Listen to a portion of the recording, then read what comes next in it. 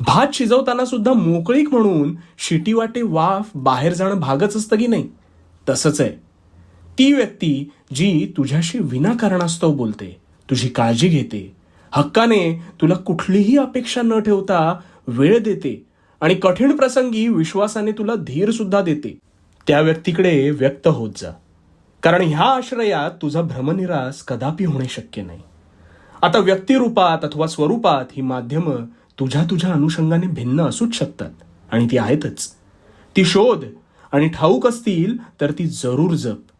आणि असे कोणी तुझ्या समीप असेल तर तो अथवा ती तुला किंमत देते म्हणून तिला गृहीत धरू नकोस.